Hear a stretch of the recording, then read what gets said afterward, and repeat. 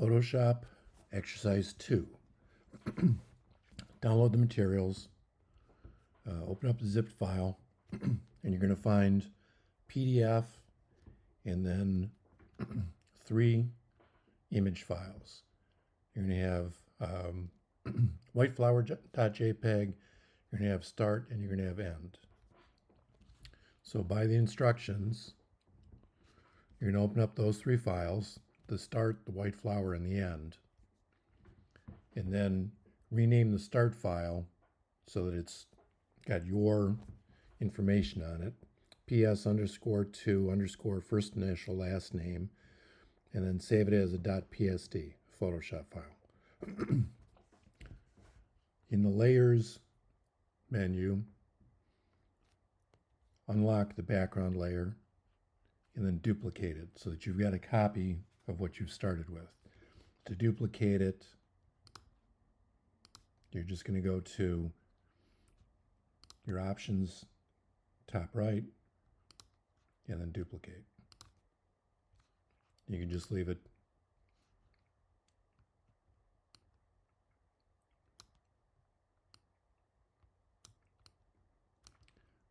unlock it, and then you can reorder it. And we're going to name that back. You can hide the copy since you're not using it.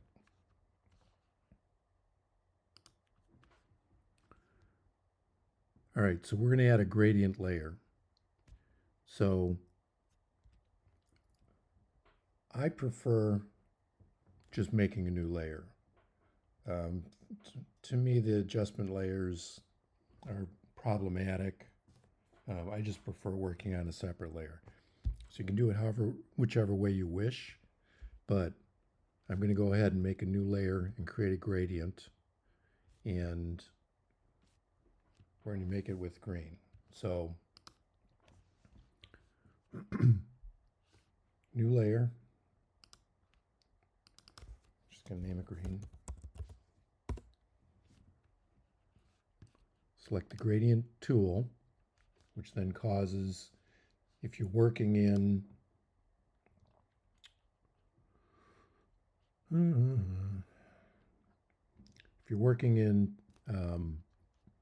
Essentials Classic, you'll have the contextual menu. So I want to edit my gradient. You get the gradient editor. The color stops on the bottom control how the gradient works. If you double click on the stop, you get the color picker to show up, or you can open up swatches, and if you have a color in there that you like, which I don't really care for that,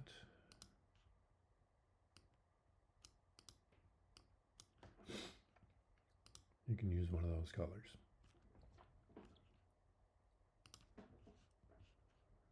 If you don't like that color,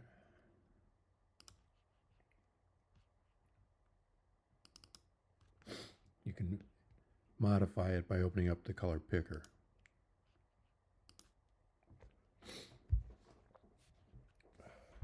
Now on the other end of the editor, the top controls opacity, the top stops. If you make the left 0%, this will be a color wash where it will go from color to transparent. So now with the gradient tool, depending which way you want this to go,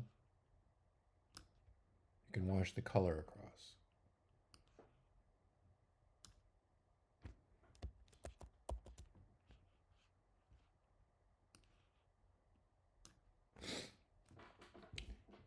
And by adjusting either the opacity or the blending mode, you can control how much of that appears.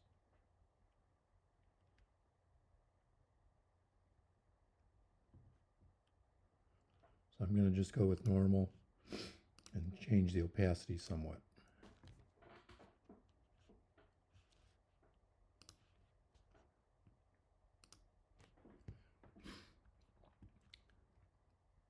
All right, and so you're given an angle of 60% and a layer opacity of 60%. That doesn't matter to me. Put it on how it looks good to you. Set the opacity to what looks good to you. It's going to depend on your color, and it's going to depend on your gradient. So don't worry about the 60%. And name the layer gradient. Okay, instead of green, gradient.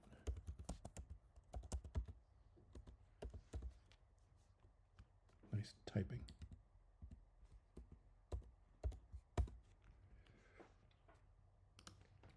All right, so now we're going to add the white flour. So we're going to select the flour from exercise 2, whiteflour.jpg. And we're going to copy and paste this into our master. So the selection tools have changed a lot recently in the last couple of years. We didn't used to have the object selection tool. It works pretty great and pretty quickly. If you need to add a section, hold down the Shift key and just click on that as well. If you want to get that little petal in there, that's important. If you go to Edit and Quick Mask, and I can use a paintbrush, make it large enough so that it's reasonable.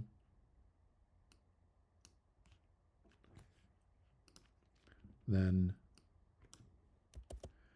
you can check black and white, which way you want to work. I want to take mask off. So I'm brushing in with white. And then if there's any other areas that didn't select, I can clean that up. When I'm happy with it, exit quick mask mode, and my selection is that flower. So I'm going to copy it,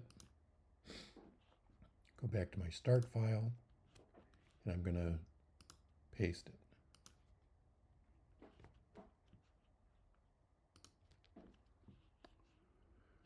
We're going to go to Edit Free Transform, Command T, which is a good shortcut.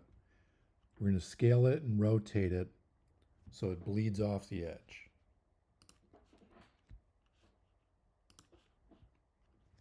So Command T gives me the edit controls.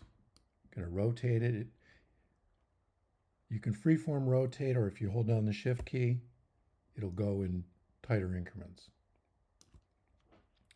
I'm going to scale it, and again, I'm going to hold the Shift key so it scales proportionally. Then I'm going to bleed it off the edge.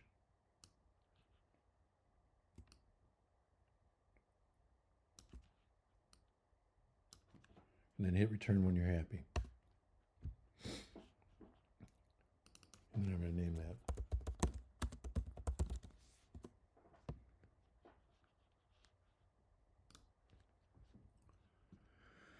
Okay, now we're going to do text. So we're going to choose a beige from the main flower, the original flower. So by using the eyedropper, you're going to see it appear here. You can choose until you're happy.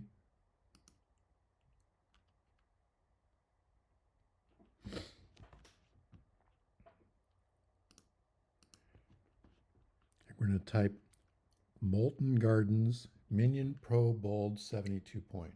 Again, if you don't have Minion Pro Bold, then use something similar. So Minion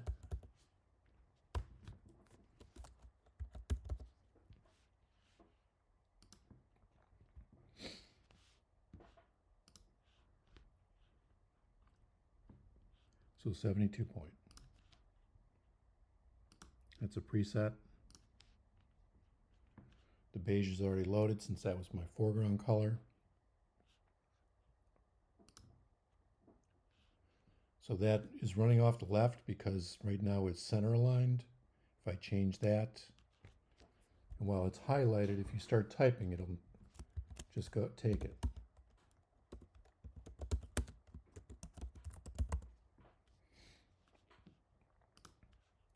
I can center that.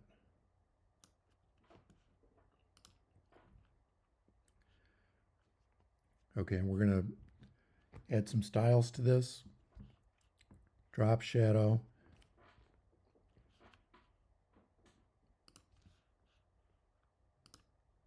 So layer style. And if you choose any of these, the panel that opens up has access to all of them. So we're going to set the drop shadow first. Multiply 75%, 30%.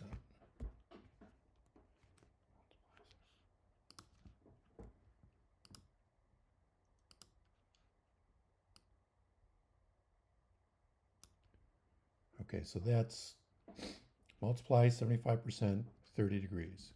Now what they're not telling you is how tight or soft you want this to be.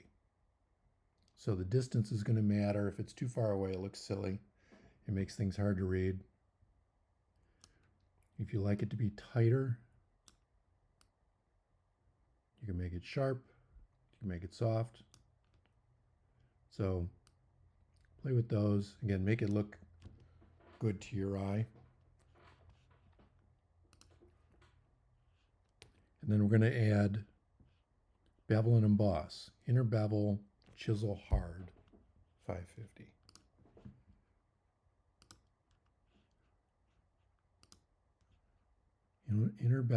Style, inner bevel. Technique, chisel hard. You can try these on your own later. Depth, 550.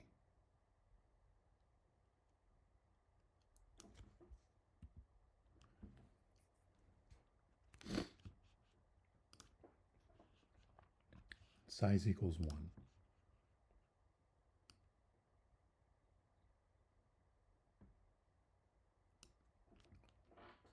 Okay? And say okay to that.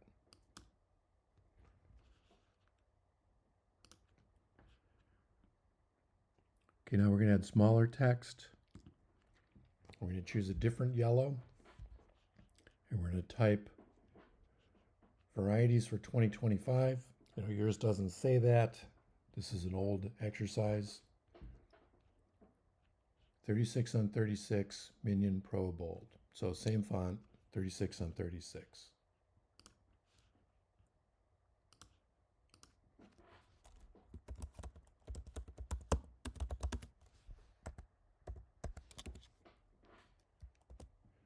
I did Command A to select all. So 36 on 36, we're going to end up making this 2 lines. So the control panel in the top here, this little panel there, will give you the normal full control. So you can type 36, tab 36.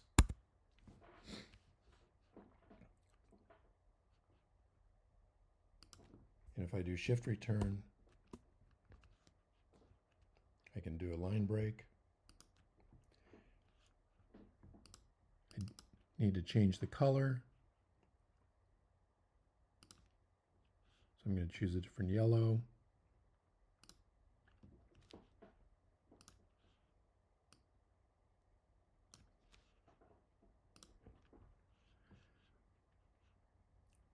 And that's going to be 75% opacity. So again, you just have to make sure that that layer is selected. Change that opacity.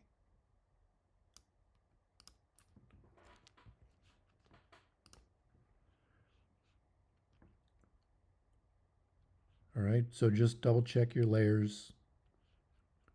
Compare it to the end file as just a standard to look at. And then this bottom here, save to versions, a flattened TIFF. Like I said, this is an old exercise. We don't really use TIFFs anymore. It's an old format. It's high quality, but there's really kind of no reason for it anymore. If you send somebody a PSD file, it has everything that a TIFF has, and it's more readily available, more usable. Now, save unflattened, save it as it is, and turn that in. If you're going to provide a PSD file to a client, flatten it, merge the layers, and save that as a different file name. I typically will name my layered PSDs as a master, so it'll be in the file name, and then the flattened or the merged layers will just be the file name .psd. If you send somebody the layers, they can edit your file. If they can edit your file, you don't see any revenue if you're in this to try to make a living. They may not edit themselves. They may give it to somebody that they can pay less money. And while that may seem, well, they can do whatever they want to do, your layered files are what's known as work product. The work product, by copyright law, is yours and yours alone if you created it, or the design firm that you work for created it. Clients don't get work product. If they get mad that they can't edit your work product, there's something wrong there. They're trying to undercut you. And so that's not a good client. So just keep that in mind. If you're sending a file out, you want to merge the layers. And that's as easy as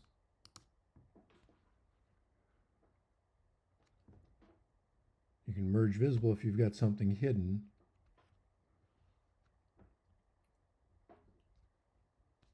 You can turn them all on, or you can flatten the image. If I flatten the image, I'm going to say okay. It's one thing. That's it. There's nothing to open. There's nothing to edit. The file's the file. If you've been paid to provide this, you've done your duty. You've fulfilled your obligation. Keep the layered version for yourself. And again, name it differently. Okay, so PS exercise 2, first initial last name, .psd, save it as a Photoshop format file, and submit that.